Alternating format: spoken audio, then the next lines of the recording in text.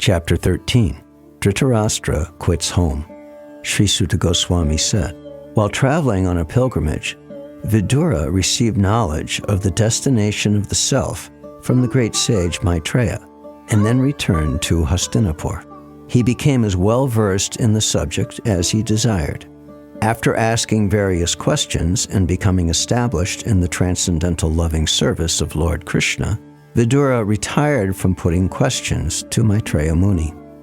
When they saw Vidura return to the palace, all the inhabitants, Maharaj Yudhisthira, his younger brothers, Dhritarashtra, Satyaki, Sanjaya, Kripacharya, Kunti, Gandhari, Draupadi, Subhadra, Uttara, Kripi, many other wives of the Kauravas, and other ladies with children, all hurried to him in great delight. It so appeared that they had regained their consciousness after a long period. With great delight, they all approached him as if life had returned to their bodies. They exchanged obeisances and welcomed each other with embraces. Due to anxieties and long separation, they all cried out of affection. King Yudhisthira then arranged to offer sitting accommodations and a reception. After Vidura ate sumptuously and took sufficient rest, he was comfortably seated. Then the king began to speak to him, and all who were present there listened.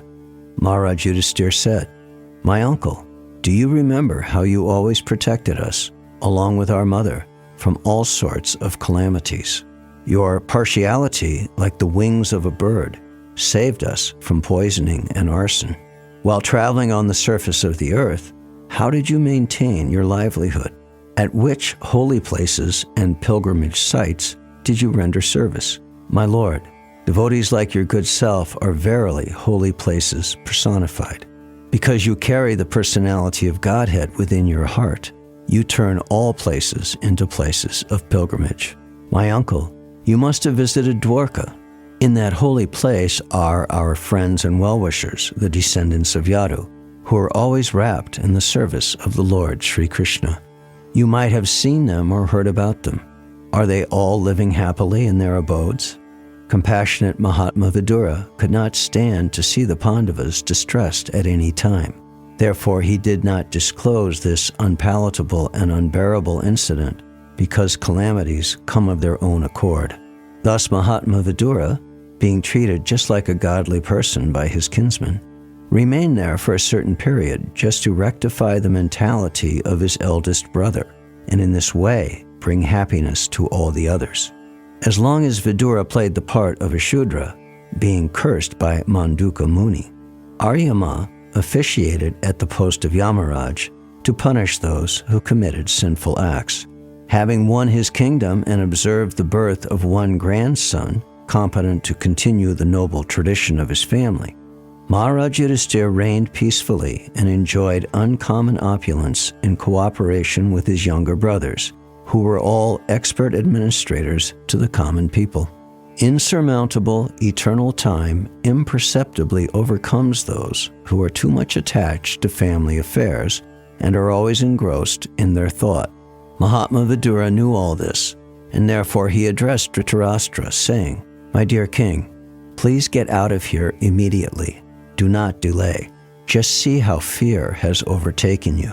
This frightful situation cannot be remedied by any person in this material world. My Lord, it is the Supreme Personality of Godhead as eternal time, Kala, that has approached us all. Your father, brother, well-wishers, and sons are all dead and passed away. You yourself have expended the major portion of your life. Your body is now overtaken by invalidity, and you are living in the home of another. You have been blind from your very birth, and recently you have become hard of hearing. Your memory is shortened, and your intelligence is disturbed. Your teeth are loose, your liver is defective, and you are coughing up mucus. Alas, how powerful are the hopes of a living being to continue his life. Verily, you are living just like a household dog and are eating remnants of food given by Bhima. There is no need to live a degraded life and subsist on the charity of those whom you tried to kill by arson and poisoning. You also insulted one of their wives and usurped their kingdom and wealth. Despite your unwillingness to die and your desire to live even at the cost of honor and prestige, your miserly body will certainly dwindle and deteriorate like an old garment. He is called undisturbed, who goes to an unknown, remote place and, freed from all obligations, quits his material body when it has become useless. He is certainly a first-class man, who awakens and understands, either by himself or from others, the falsity and misery of this material world, and thus leaves home and depends fully on the personality of Godhead residing within his heart. Please, therefore, leave for the north immediately, without letting your relatives know, for soon that time will approach which will diminish the good qualities of men. Thus Maharaj Dhritarashtra, the scion of the family of Ajamita, firmly convinced by introspective knowledge, pragya, broke at once the strong network of familial affection by his resolute determination. Thus he immediately left home to set out on the path of liberation as directed by his younger brother Vidura. The gentle and chaste Gandhari, who was the daughter of King Subal of Kandahar, or Gandhara, followed her husband, seeing that he was going to the Himalaya mountains, which are the delight of those who have accepted the staff of the renounced order, like fighters who have accepted a good lashing from the enemy.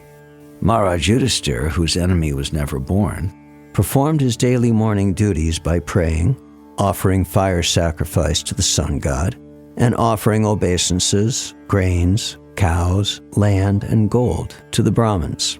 He then entered the palace to pay respects to the elderly. However, he could not find his uncles or aunt, the daughter of King Subal.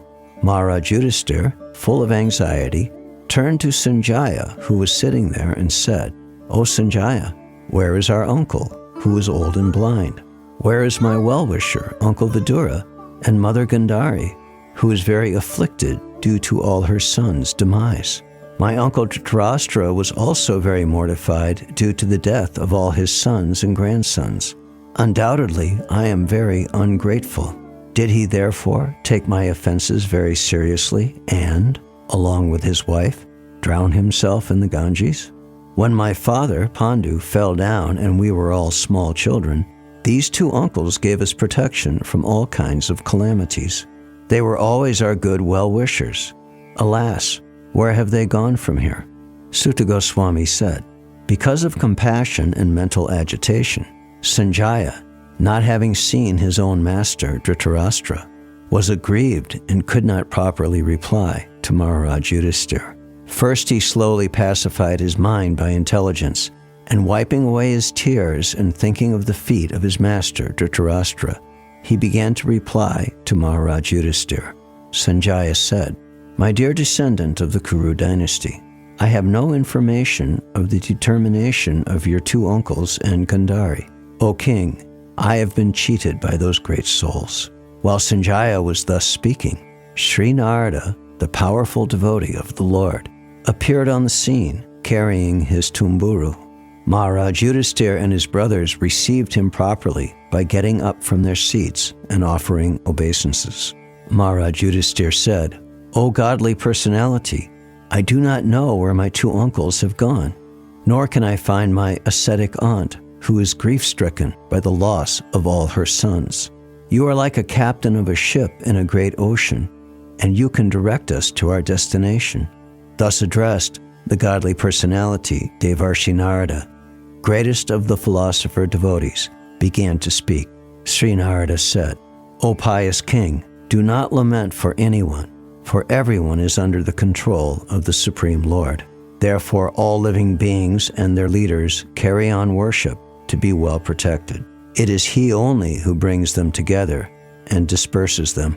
As a cow, bound through the nose by a long rope, is conditioned, so also human beings are bound by different Vedic injunctions and are conditioned to obey the orders of the Supreme. As a player sets up and disperses his playthings according to his own sweet will, so the supreme will of the Lord brings men together and separates them. O king, in all circumstances, whether you consider the soul to be an eternal principle or the material body to be perishable, or everything to exist in the impersonal absolute truth, or everything to be an inexplicable combination of matter and spirit, feelings of separation are due only to illusory affection and nothing more. Therefore give up your anxiety due to ignorance of the self. You are now thinking of how they, who are helpless poor creatures, will exist without you. This gross material body made of 5 elements is already under the control of eternal time, kala, action, karma, and the modes of material nature, guna. How then can it, being already in the jaws of the serpent, protect others? Those who are devoid of hands are prey for those who have hands. Those devoid of legs are prey for the 4-legged. The weak are the subsistence of the strong, and the general rule holds that one living being is food for another. Therefore, O king, you should look to the Supreme Lord only, who is one without a second, and who manifests himself by different energies, and is both within and without. That Supreme Personality of Godhead, Lord Sri Krishna, in the guise of all-devouring time, Kala Rupa, has now descended on earth to eliminate the envious from the world. The Lord has already performed his duties to help the demigods, and he is awaiting the rest. You Pandavas may wait as long as the Lord is here on earth. O king, your uncle Dhritarashtra, his brother Vidura, and his wife Gandhari have gone to the southern side of the Himalaya mountains, where there are shelters of the great sages. The place is called Saptashrota, or divided by 7, because there the waters of the sacred Ganges were divided into 7 branches. This was done for the satisfaction of the 7 great rishis. On the banks at Saptashrota, Dhritarashtra is now engaged in beginning Astanga Yoga by bathing 3 times daily, in the morning, noon, and evening, by performing the Agnihotra sacrifice with fire, and by drinking only water. This helps one control the mind and the senses, and frees one completely from thoughts of familial affection. One who has controlled the sitting postures, the yogic asanas, and the breathing process, can turn the senses toward the absolute personality of Godhead, and thus become immune to the contaminations of the modes of material nature, namely mundane goodness, passion, and ignorance. Dhritarashtra will have to amalgamate his pure identity with intelligence, and then merge into the Supreme Being with knowledge of his qualitative oneness, as a living entity with the Supreme Brahman. Being freed from the blocked sky, he will have to rise to the spiritual sky. He will have to suspend all the actions of the senses, even from the outside, and will have to be impervious to interactions of the senses, which are influenced by the modes of material nature. After renouncing all material duties, he must become immovably established beyond all sources of hindrances on the path. O king, he will quit his body most probably on the 5th day from today, and his body will turn to ashes, while outside observing her husband, who will burn in the fire of mystic power along with his thatched cottage.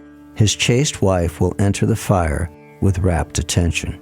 Vidura, being affected with delight and grief, will then leave that place of sacred pilgrimage. Having spoken thus, the great sage Narada, along with his Veena, ascended into outer space. Yudhisthira kept his instruction in his heart, and so was able to get rid of all lamentations. Chapter 14. The Disappearance of Lord Krishna. Sri Suta Goswami said, Arjuna went to Dwarka to see Lord Sri Krishna and other friends, and also to learn from the Lord of his next activities. A few months passed, and Arjuna did not return. Maharaj Yudhisthira then began to observe some inauspicious omens, which were fearful in themselves. He saw that the direction of eternal time had changed, and this was very fearful. There were disruptions in the seasonal regularities. The people in general had become very greedy, angry, and deceitful, and he saw that they were adopting foul means of livelihood. All ordinary transactions and dealings became polluted with cheating, even between friends. And in familial affairs, there was always misunderstanding between fathers, mothers, and sons, between well-wishers, and between brothers. Even between husband and wife, there was always strain and quarrel. In course of time, it came to pass that people in general became accustomed to greed, anger, pride, etc. Maharaj Yudhisthira, observing all these omens, spoke to his younger brother. Maharaj Yudhisthira said to his younger brother Bhimasena, I sent Arjuna to Dwarka to meet his friends and to learn from the personality of Godhead, Krishna, of his program of work. Since he departed, 7 months have passed, yet he has not returned. I do not know factually how things are going there. Is he going to quit his earthly pastimes, as Devarshi Narada indicated? Has that time already arrived? From him only, all our kingly opulence, good wives, lives, progeny, control over our subjects, victory over our enemies, and future accommodations in higher planets have become possible. All this is due to his causeless mercy upon us.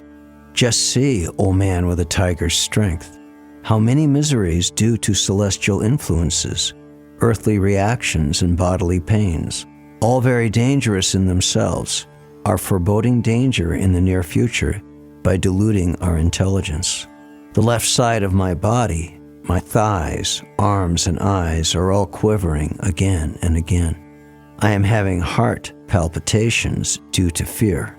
All this indicates undesirable happenings.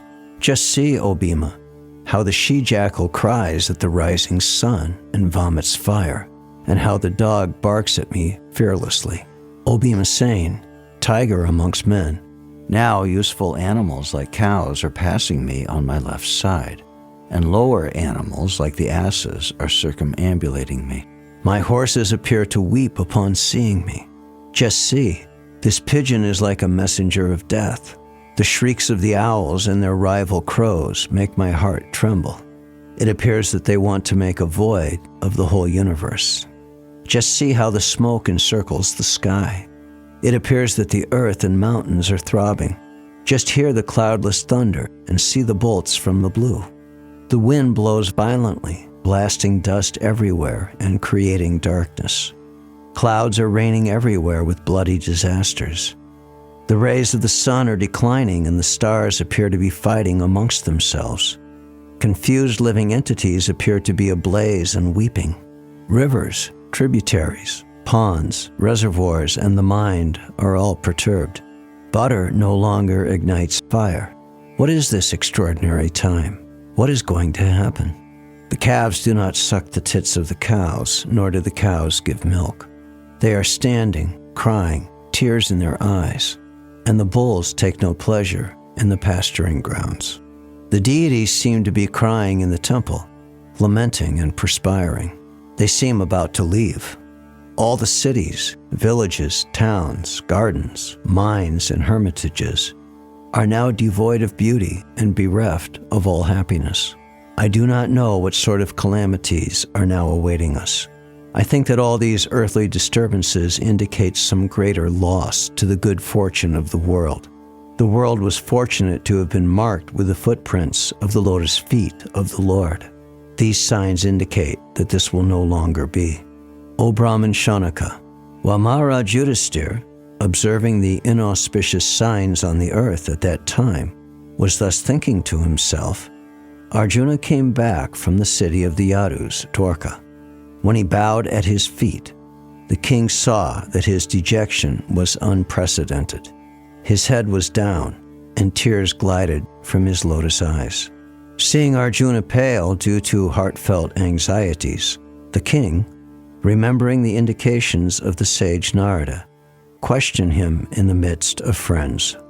Maharaj Yudhisthira said, My dear brother, please tell me whether our friends and relatives, such as Madhu, Bhoja, Dashara, Arha, Satvata, Andaka, and the members of the Yadu family are all passing their days in happiness.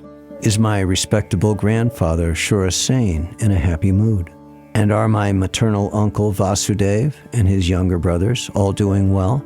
His 7 wives, headed by Devaki, are all sisters. Are they and their sons and daughters-in-law all happy? Are Ugrasen, whose son was the mischievous Kamsa, and his younger brother still living? Is Ugrasen happy? Are Hridika and his son Kritavarma happy? Are Akrura, Jayanta, Gada, Sarana, and Shatrujit all happy? How is Balaram, the personality of Godhead and the protector of devotees? How is Pradumna, the great general of the Vrishni family? Is he happy?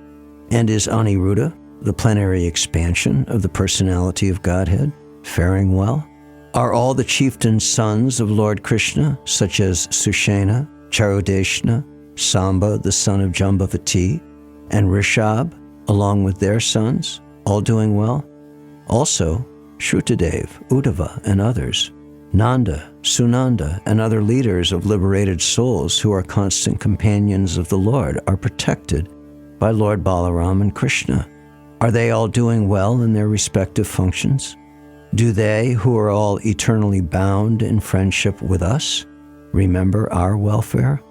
Is Lord Krishna, the Supreme Personality of Godhead, who gives pleasure to the cows, the senses, and the Brahmins, who is very affectionate towards his devotees, enjoying the pious assembly at Dwarkapuri, surrounded by friends?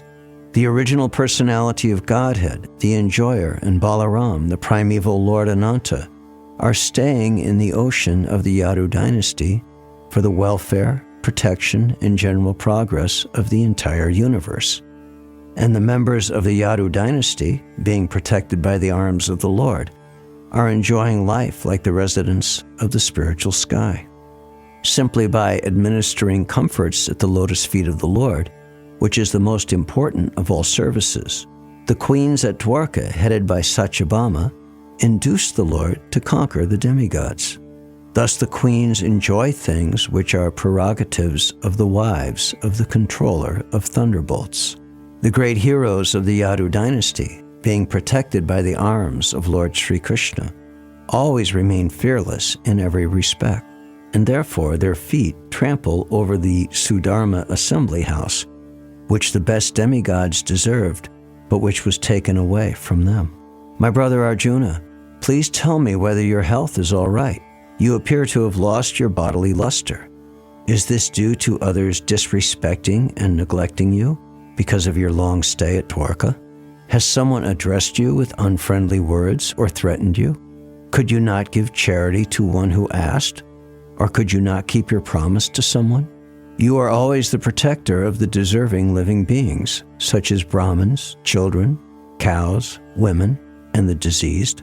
Could you not give them protection when they approached you for shelter? Have you contacted a woman of impeachable character? Or have you not properly treated a deserving woman? Or have you been defeated on the way by someone who is inferior or equal to you? Have you not taken care of old men and boys who deserve to dine with you? Have you left them and taken your meals alone? Have you committed some unpardonable mistake which is considered to be abominable? Or is it that you are feeling empty for all time because you might have lost your most intimate friend, Lord Krishna? O my brother Arjuna, I can think of no other reason for your becoming so dejected.